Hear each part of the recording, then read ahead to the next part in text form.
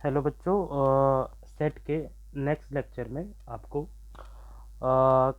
कुछ लॉज बताएंगे जो सेट में यूज़ होते हैं। उसके अलावा वेन डायग्राम को भी बताएंगे, ठीक है ना। तो इनको कैसे सॉल्व करना है ये थोड़ा सा देखना है। तो जस्ट सपोज कि हमारे पास क्या है कि कुछ लॉज की मैं बात करूं जो कि सेट में यूज़ होते हैं। तो आपके पास लॉज जो होते हैं वो कौन कौन से हैं जो सेट में यूज़ हो रहे हैं और उनको कैसे शो करना है, ये चीज़ आपको थोड़ा सा देखना पड़ेगा। फर्स्ट ऑफ ऑल देखिए, सबसे पहला लॉ लॉ जो आता है वो होता है एडेम्पोटेंट। एडेम्पोटेंट, ठीक है।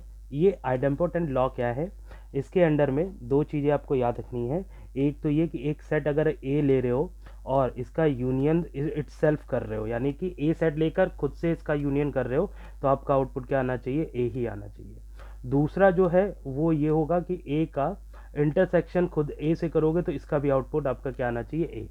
तो इस रूल को बोलते हैं आइडेम्पोटेंट रूल, ठीक है ना। अब जैसे इसको कैसे वो करेंगे, एक्सप्लेन करेंगे, जैसे वो ईजी ही है, बहुत ज़्यादा टफ नहीं है।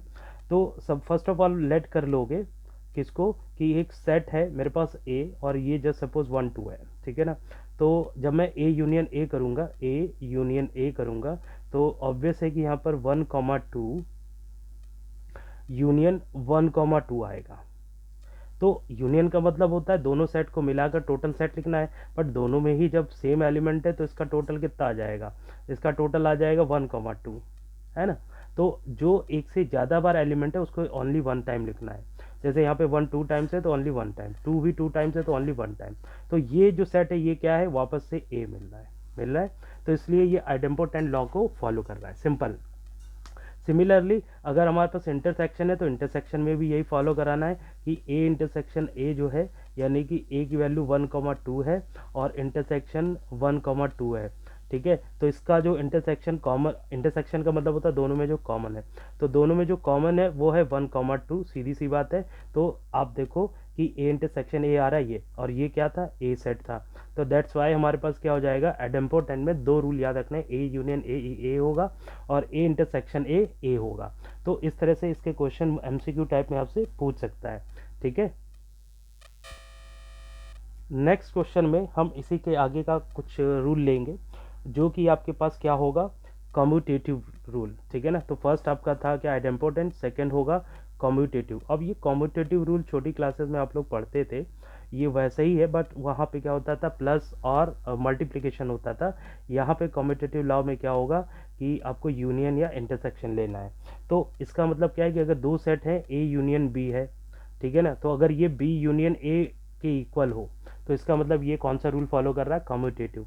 और कम्यूटेटिव में आपका इसका उल्टा भी हो सकता है कि ए इंटरसेक्शन बी है, ठीक है ना, तो ये बी इंटरसेक्शन ए को इंडिकेट करे।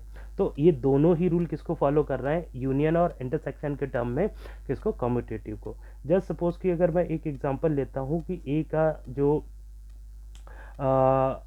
सेट है वो क्या है, वही है 1 2, बहुत बड़ा सेट लेने की ज़रूरत नहीं है क्योंकि कैलकुलेशन आप ही को करना है। बी जो है इसमें से मैं क्या करता हूँ कि जो दोनों में कॉमन है 2 और 3, एक दोनों में जो कॉमन एलिमेंट है वो ले लेता हूँ, एक कुछ नया एलिमेंट यानी कि 2 3। अब अगर आप इसका ए यूनियन बी करोगे तो ए यूनियन बी आपको कितना मिलेगा, देखो ए यूनियन बी करने पर ए में 1 2 है और बी में 2 3 है और 2 टाइम्स होगा, दैट्स वाई ये क्या हो जाएगा कि 1 2 3 इसका ये हो जाएगा। सिमिलरली अगर आप इसको बी यूनियन ए भी लिख रहे हो तब भी इसका आउटपुट यही आएगा, ठीक है ना, तब भी इसका आउटपुट 1 2 3 आएगा। तो that's why A union B और बी यूनियन ए क्या है, सेम है। इसी तरह से इंटरसेक्शन अगर आप ले रहे हो तो एंड, कि अगर आप ए इंटरसेक्शन बी ले रहे हो तो आपके पास क्या होगा, देखो ए के वो एलिमेंट, ए इंटरसेक्शन बी का मतलब है ए में एलिमेंट और बी में एलिमेंट जो दोनों में कॉमन है वो है आपके पास 2। तो दैट्स वाई यहाँ पर क्या हो जाएगा, ए इंटरसेक्शन बी 2। या फिर अगर आप बी इंटरसेक्शन ए भी ले रहे हो तब भी ये क्या हो जाएगा, 2 ही रहेगा, ठीक है ना। तो इस तरह से हम इसको भी हम यहाँ पे क्या कर सकते हैं, रूल को फॉलो करा सकते हैं, कम्यूटेटिव को।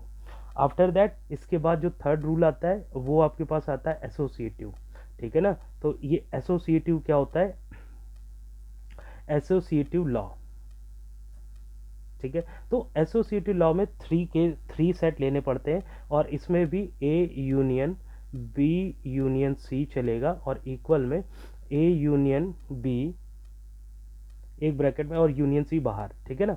तो अगर आप ये देखोगे अगर ये फॉलो हो रहा है तो इसका मतलब ये एसोसिएटिव है, ठीक है। तो सिमिलरली अगर आप इंटरसेक्शन भी दिखाने जाओगे तो ए इंटरसेक्शन बी, ठीक है ना, बी इंटरसेक्शन सी, तो अगर ऐसे दिखा रहे हो या फिर ए इंटरसेक्शन बी को पहले दिखा रहे हो और इंटरसेक्शन सी बाद में दिखा रहे हो तो इट मीन्स कि ये भी हमारे पास क्या हो जाएगा, एसोसिएटिव को प्रूव करेगा।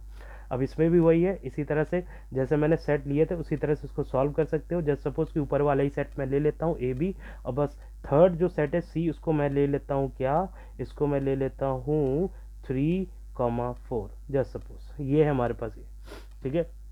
तो अब आप देखो अगर मैं सबसे पहले क्या करना है, A union B union C चाहिए तो पहले बी यूनियन सी निकाल लूँ, तो बी यूनियन सी।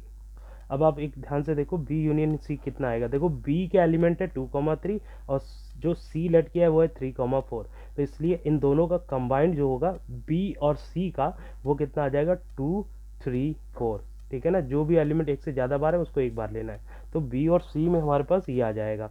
और इसी तरह से अब क्योंकि बी यूनियन सी आ चुका, मुझे ए यूनियन और लाना है, तो दैट्स वाई हम क्या करेंगे ए यूनियन और बी यूनियन सी लाएंगे।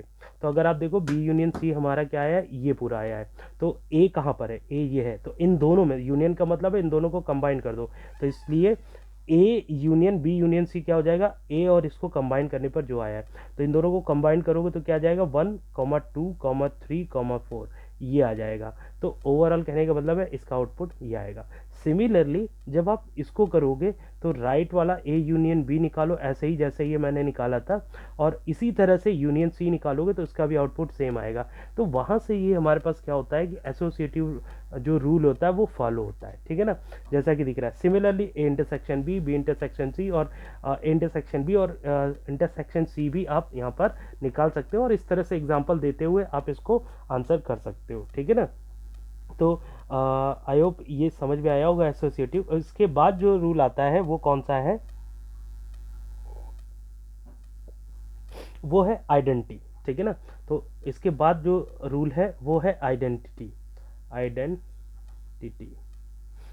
लॉ। अब देखो आइडेंटिटी लॉ क्या कहता है, आइडेंटिटी लॉ कहता है कि अगर मैंने कोई एक सेट लिया है ए और यूनिवर्सल करूं तो मुझे वापस से यही ए सेट मिलना चाहिए। तो यहाँ पर क्या आना चाहिए, ऑब्वियस है कि यहाँ पर फाई आएगा क्योंकि ए यूनियन फाई ए ही देगा, ठीक है ना। तो ये इसको आइडेंटिटी बोलते हैं, जिसमें कि आपका जो सेट आप ले रहे हो यूनियन करने पर वापस से वही सेट मिल जाए, ठीक है ना। तो सिंपल सा है, इसमें कोई ज़्यादा वो नहीं। दूसरा यूनियन क्या ले सकते हो, दूसरा आप ले सकते हो कि अगर ए यूनियन, ठीक है ना, मैंने क्या ले लिया यूनिवर्सल सेट, यूनिवर्सल सेट लिया है तो आउटपुट कितना आएगा, यूनिवर्सल सेट आएगा, ठीक है ना। तब भी आपके पास क्या होगा, इसको भी हम क्या बोल सकते हैं, इसको भी हम बोल सकते हैं आइडेंटिटी लॉ, ठीक है ना। तो इस आइडेंटिटी लॉ को भी आपको थोड़ा सा याद रखना होगा और इसका यूज़ करते हुए क्वेश्चन जहाँ पे भी आते हैं उसको सॉल्व करना होगा। तो ये कुछ बेसिक लॉज थे, ठीक है ना, ये कुछ बेसिक लॉज थे जो कि आपके सेट में यूज़ होते हैं, ठीक है ना। अब इसके बाद अगर आप थोड़ा सा आगे चलोगे तो और भी अगर आइडेंटिटी लोग, ये तो यूनियन के टर्म में, तो इसी तरह से आप किस में ले सकते हो, इसी तरह से आप ले सकते हो इंटरसेक्शन के टर्म में। तो इंटरसेक्शन के टर्म में आइडेंटिटी क्या होता है कि जैसे अगर मैं बोल लूँ एंड कि ए इंटरसेक्शन यूनिवर्सल सेट, ठीक है ना, ए इंटरसेक्शन यूनिवर्सल सेट, तो अगर आप इंटरसेक्शन करोगे तो ए वापस से आ जाएगा, ठीक है।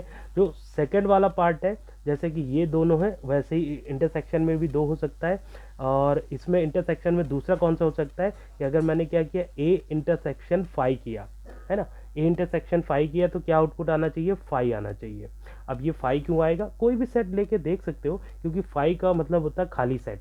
अब अगर कोई खाली सेट है तो सीधी सी बात है कि हमारे पास क्या है, जस्ट सपोज कि मैंने लेट कर लिया यहाँ पर कि ए जो है वो कितना है 1,2, जो कि मैं स्टार्टिंग से ही ये लेते चला रहा हूँ ए को, ठीक है ना। तो ये आ जाएगा। अब यहाँ से अगर आप देखो फाई का मतलब होता है एम्प्टी सेट या फिर नल सेट, तो फाई का मतलब ये होता है, ठीक है ना। तो सिंपल है कि किसी भी सेट में एक नल सेट जरूर होता है।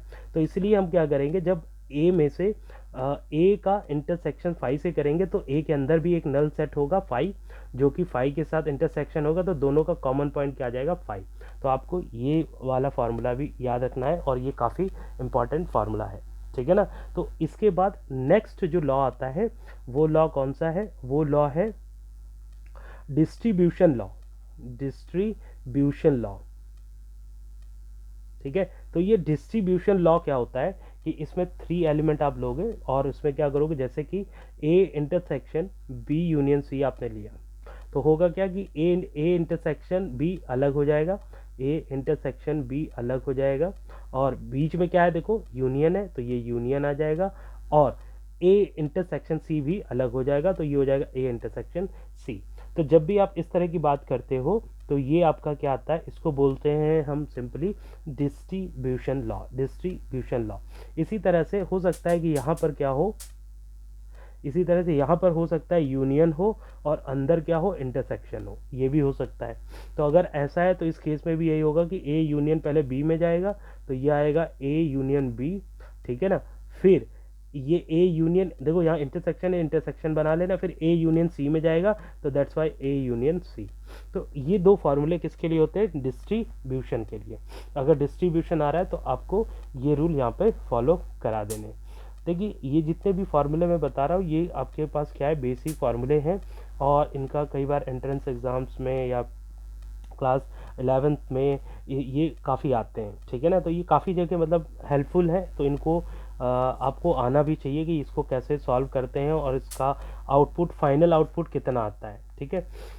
अब इसके बाद हम आगे जब बढ़ेंगे तो और भी ऐसे ही बहुत सारी चीज़ें आने वाली हैं जिनको हमको क्या करना है, फॉलो करना है। अब जैसे कि मैं बात करूं, इसके बाद जो आता है वो है डिमॉर्गन्स लॉ, ठीक है ना। जैसे ये लॉज हैं तो वैसे ही हमारे पास होता है डी मॉर्गन्स लॉ, तो इसको बोलते हैं D Morgan's law, Morgan law. तो डी मॉर्गन लॉ क्या चीज़ है, डी मॉर्गन लॉ में आपके पास क्या होता है कि पहला है कि अगर 2 सेट है ए यूनियन बी, अगर इसका होल कॉम्प्लीमेंट कर दो तो ये आउटपुट क्या देना चाहिए कि ए का कॉम्प्लीमेंट इंटरसेक्शन, देखो यूनियन किस में कन्वर्ट हो जाता है, इंटरसेक्शन में, यूनियन कन्वर्ट हो जाएगा इंटरसेक्शन में, तो यहाँ पर हो जाएगा बी का कॉम्प्लीमेंट, ठीक है ना। आपको पता होना चाहिए कॉम्प्लीमेंट क्या है, ये मैंने पीछे वाले उसमें अच्छे से समझाया हुआ है।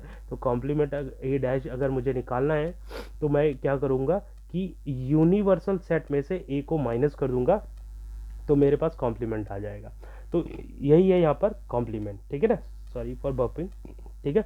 तो ये अब इसी की तरह दूसरा अगर मैं फार्मूला लूँ सेकेंड, तो इसमें क्या है कि अगर मेरे पास ए इंटरसेक्शन बी है और इसका होल क्या कर रहा हूँ कि इसका कॉम्प्लीमेंट निकाल रहा हूँ, तो कॉम्प्लीमेंट निकालने पर इस पर क्या हो जाएगा कि ए इंटरसेक्शन, ठीक है ना, यहाँ पर देखो अंदर क्या है इंटरसेक्शन, तो बाहर क्या होगा यूनियन, सिंपल सा, ठीक है ना। कॉम्प्लीमेंट इसका ये हो जाएगा दोनों का। तो ये डिमॉर्गन्स के 2 रूल है, काफ़ी आते हैं एग्जाम में। इसके अलावा अगर आप और आगे जाओगे तो आपके पास एक और फार्मूला आप ले सकते हो, ए माइनस बी यूनियन सी। अब ये माइनस यानी कि डिफरेंस क्या है, इसको मैं पिछले के लेक्चर में कंप्लीट कर चुका, तो आप वहाँ से देख सकते हो। तो ए माइनस बी यूनियन सी, ये क्या होगा, इक्वल होगा, ए माइनस यहाँ जाएगा तो ये हो जाएगा ए माइनस बी, ठीक है ना, और बीच में क्या है, यूनियन है, तो ये यूनियन क्या हो जाए, देखो अगर माइनस है तो यूनियन के केस में क्या हो जाता है, यूनियन के केस में ये इंटरसेक्शन हो जाता है। अगर ए माइनस बी यूनियन है तो ये आपका क्या हो जाएगा, इंटरसेक्शन में चेंज हो जाएगा, और फिर उसके बाद ए माइनस बी हुआ था, ए माइनस बी हुआ था, अब ए माइनस सी हो जाएगा, तो अगले सेट में हो जाएगा ए माइनस सी, ठीक है। सिमिलरली अगर मैं नेक्स्ट वाला लूँ तो इसमें क्या होगा कि अगर ए माइनस आपके पास क्या है कि बी इंटरसेक्शन सी है, तो ऐसे केस में क्या होगा, ए माइनस बी में जाएगा तो ये हो जाएगा ए माइनस बी, और यहाँ पर इंटरसेक्शन कन्वर्ट हो जाएगा यूनियन में, और यहाँ से ए माइनस सी आ जाएगा तो ये आ जाएगा ए माइनस सी, ठीक है। तो ये कुछ डिमॉर्गन्स के लॉज हैं जो कि काफ़ी जगह पूछे भी जाते हैं न्यूमेरिकल में, और इनसे रिलेटेड काफ़ी क्वेश्चंस भी पूछता है, तो ये आपको थोड़ा सा आना चाहिए, ठीक है ना। अब जैसे कि अगर मैं थोड़ा सा एक ऐसे ही कुछ क्वेश्चन ले लूँ जिसमें कि कुछ ऐसे ही को रूल फॉलो हो रहे हो, तो उसको कैसे किया जाएगा, कोई भी सेट लेके इसको सॉल्व कर सकते हो, इनमें से ही कुछ भी कर सकते हो। देखो अब जैसे कि आपको प्रूव करने के लिए बोला, एग्जाम हॉल में अगर आया, जैसे सपोज मैं इसी को ही प्रूव कर देता हूँ कि अगर एग्जाम हॉल में आया कि ए यूनियन बी का होल डैश क्या होगा, फिल करो, ठीक है ना, यहाँ पर क्या आएगा, एमसीक्यू में आ सकता है, तो इसको कैसे फिल करेंगे कि यहाँ पर आएगा क्या। तो फर्स्ट ऑफ ऑल हमको करना क्या होगा कि हमको देखो सारे रूल पता होने चाहिए, तभी हम यहाँ पर जा पाएंगे और इसको हम कर पाएंगे। सबसे पहली चीज़ क्या है, हम इसको निकालेंगे तो लेट कर लेंगे कि जो ए सेट है, ए सेट कितना है 1,2, छोटे छोटे सेट ले लो, ज़्यादा बड़े सेट लेने की जरूरत नहीं है। एंड जो बी सेट है वो क्या है, बी सेट को मैंने ले लिया 2,3। ठीक है, छोटे सेट लेने में फ़ायदा ये है कि जल्दी सॉल्व होगा, है ना, ये अपने आप लेने पड़ेंगे, आपको एज्यूम करने पड़ेंगे। तो सबसे पहले क्या करना है, ए यूनियन बी फाइंड करना है। तो ए यूनियन बी कितना हो जाएगा कि ए हो गया 1,2 और यूनियन बी हो गया 2,3। तो अगर इनका यूनियन दोनों का कंबाइन करूं तो ये आ जाएगा कितना 1,2,3, ये आ जाएगा ए यूनियन बी। अब मुझे पता है कि मैंने क्या करना है कि यूनिवर्सल सेट अपने आप से लेना होगा, क्योंकि मैं सॉल्व कर रहा हूँ तो मैं कुछ सेट ले लेता हूँ, जैसे कि 1 2 3 4 5 तक चलो मान लो मैंने यूनिवर्सल ले लिया। ठीक है, ऐसे यूनिवर्सल को ऐसा सेट मानना जिसमें कि इन दोनों से ज़्यादा एलिमेंट हो और ये एलिमेंट भी उसके अंदर होने चाहिए, ये चीज़ याद रखना। ऐसा नहीं कि कुछ भी ले लो, जो ए और बी सेट में जो एलिमेंट लिया है वो इसके अंदर होना चाहिए और इसका एलिमेंट इन दोनों से ज़्यादा होना चाहिए। ठीक है, अब अगर मैं यहाँ पे क्या करूँ, ए यूनियन बी इतना आया है, तो अगर मुझे क्या करना है ए यूनियन बी का डैश, तो इसमें क्या होगा ए यूनियन बी का कॉम्प्लीमेंट। तो कॉम्प्लीमेंट का फॉर्मूला मैंने बताया था, कॉम्प्लीमेंट कब होता है, जब यूनिवर्सल में से जो भी सेट है उसको हम क्या करते हैं, माइनस करते हैं। तो सेट तो देखो ए यूनियन बी मेरे पास आया 1,2,3 और यूनिवर्सल सेट मेरे पास देखो कितना है, तो ये है 1,2,3,4,5। ये यूनिवर्सल सेट है, बीच में माइनस है, ए यूनियन बी मेरे पास आया 1,2,3 है ना। तो यहाँ पर क्या है, ये माइनस ये होने का मतलब है इसके वो एलिमेंट जो इसमें ना हो।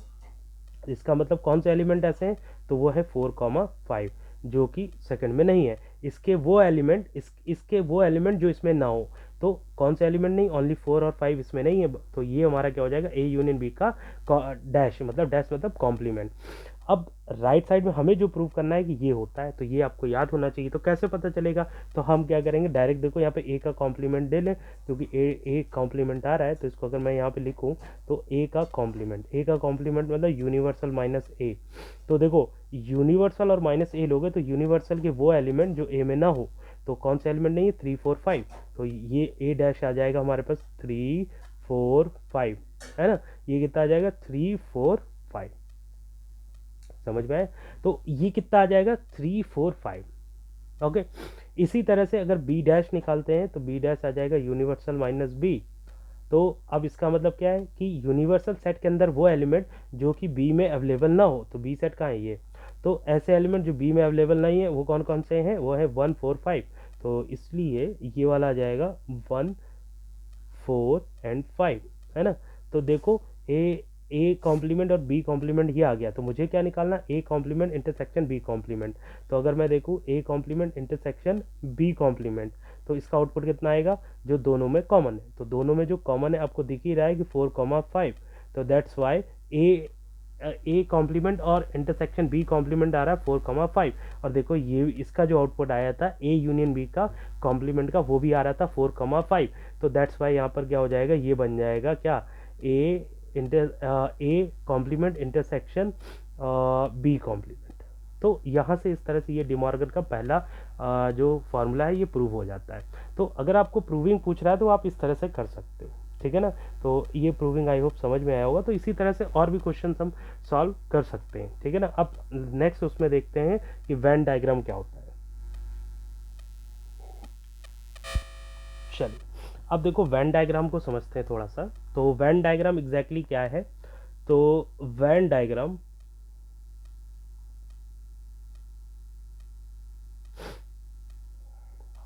वेन डायग्राम को देखो, जितने भी सेट हैं डिफरेंट सेट, उसको वेन डायग्राम में हम सर्किल से ही शो करते हैं। कोई भी सेट ले लो एक से ज़्यादा, और अगर यूनिवर्सल सेट ले रहे हो तो उसको हम एक रेक्टेंगल से शो करते हैं। बस वेन डायग्राम में ये दो शेप का यूज़ किया जाता है, और इसी की हेल्प से हम जितने भी अभी तक मैंने फार्मूले पढ़े हैं वो सब इसमें आ जाएंगे, ठीक है ना। अब जैसे कि अगर मुझे जस्ट सपोज क्या करना है कि मुझे दिखाना है, पहला दिखाना है, कुछ मैं दिखा देता हूँ, ए यूनियन बी, ठीक है ना। यहाँ पे दो सेट है, उसको मुझे दिखाना है वैन में ए यूनियन बी को। तो कैसे दिखाऊंगा, देखो अब आप यूनिवर्सल सेट बनाओ ना बनाओ आपकी चॉइस है, आप बनाना चाहो बना सकते हो, नहीं भी बनाओगे तो कोई प्रॉब्लम नहीं, क्योंकि ए यूनियन बी में यूनिवर्सल का इतना वो नहीं है, इम्पॉर्टेंट नहीं है, ठीक है ना। तो यूनिवर्सल का इम्पोर्टेंस जब यूनिवर्सल आएगा तब होता है। तो ए यूनियन बी में देखो ये पहला सेट है ए और ये दूसरा सेट होगा बी, ठीक है, ये होगा बी। अब अगर मैंने क्या किया देखो ध्यान से कि अगर मैंने क्या किया ए यूनियन बी का वेन डायग्राम बनाया, तो ए सेट को अगर मैंने क्या ले लिया कि ए सेट को मैंने ले लिया 1,2, ठीक है, और बी सेट को मैंने ले लिया 2,3, ठीक है। तो अगर मैं इन दोनों का यूनियन निकालता हूँ तो यूनियन कितना निकल कर आता है, आपको पता ही है कि ए यूनियन बी जो निकल कर आएगा, जो दोनों में एलिमेंट है उसको लिखना है, तो 1,2,3, और जो 2 बार है उसको एक ही बार लिखना है, यानी कि टोटल आ जाएगा 1,2,3। अब बात यहाँ पर ये आ रही है कि अगर मैं यहाँ पे ध्यान से देखूँ कि ये पूरा सर्किल ए को दिखा रहा है, ये पूरा सर्किल बी को दिखा रहा है। अब देखो ए में कौन कौन से एलिमेंट है 1,2 और बी में कौन से 2,3। अब दोनों में जो कॉमन है वो है 2, ठीक है ना। तो दोनों में कौन सा कॉमन है 2। तो अब इस जब मैंने इस सर्किल को बनाया, इन दोनों सर्किल को, ये दोनों सर्किल एक दूसरे को जिस पॉइंट पर कट कर रहे हैं, कॉमन पॉइंट इसका ये वाला देखो हिस्सा है ना, तो इसमें वो एलिमेंट आ जाएगा 2, और जो ए में था 2 तो इन दोनों के बीच में आएगा, ये वाला जो कॉमन पॉइंट है, ये वाला जो कॉमन पॉइंट है वो 2 को दिखा रहा है, और जो इधर वाला पॉइंट है ये वाला, इसको कॉमन पॉइंट को छोड़कर तो ये 1 को दिखाएगा, और इधर वाला जो ये वाला पार्ट है वो किसको दिखाएगा 3 को दिखाएगा। तो ओवरऑल मुझे दिखाना A union B, A union B में तीनों आ रहा है, तो तीनों आ रहा है, तो इसका मतलब ये दोनों गोले क्या हो जाएंगे, शेड हो जाएंगे। तो ये वाला जो ग्राफ है ये वेन डायग्राम को शो कर रहा है, ठीक है ना, यानी कि ए यूनियन बी के। सिमिलरली अगर मैं दूसरा दिखाता हूँ कि ए इंटरसेक्शन बी का ग्राफ कैसा होगा, मतलब ये वैन कैसा होगा, तो सीधी सी बात है, अगर इन दोनों का वैन बनाना चाहता हूँ तो इसके लिए मेरे को फिर से वही 2 सेट ए और बी लेना है, और जो दोनों में कॉमन है उसको देखना है। तो एक सेट ए ये हो गया, दूसरा सेट ये हो गया, इन दोनों में जो कॉमन था वो था, देखो यही सेट ले लेता हूँ, दोनों में कॉमन 2 था, तो ये हो गया 2। तो ए इंटरसेक्शन बी का मतलब होता है दोनों सेट में कॉमन, तो ये वाला पार्ट क्या हो जाएगा, शेड हो जाएगा। समझ में आए, ये वाला पार्ट आपका क्या हो जाएगा, शेड हो जाएगा। ओके, आपको ऐसे कोई भी वो दिया है और आपसे पूछ रहा है कि वेन डायग्राम बना के दिखाओ। देखो ओवरऑल कहने का मतलब है वेन डायग्राम हमारे पास 3 ही तरह से बन सकता है, ये 2 मैंने बनाए हैं वो उन्हीं उसमें से आएगा। मैं छोटा सा मैं आपको बता देता हूँ कि वेन डायग्राम देखो किस तरह से बन सकता है, कि अगर 2 सर्किल है, 2 सेट है, एक ऐसे सेट है कि ये दोनों कहीं पे कट नहीं कर रहा है, तो पहला तरीका इसको ये बनाने का है। दूसरा क्या बन सकता है कि ये दोनों जो सेट है ये कहीं पे कट कर रहे होंगे, तो ये कहीं पे कट कर रहे होंगे तो ये आ जाएगा।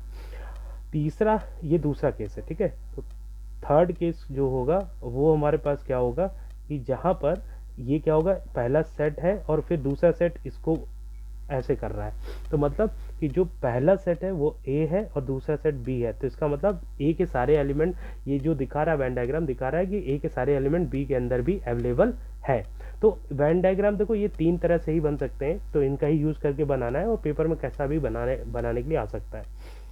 अब नेक्स्ट जो है, अगर मैं दिखाता हूँ कि डिफरेंस को कि a माइनस बी का कैसा बनेगा, तो सीधी सी बात है कि इसको मैं बनाऊंगा, तो ये क्या होगा, एक ये ए सेट है, ये बी सेट है।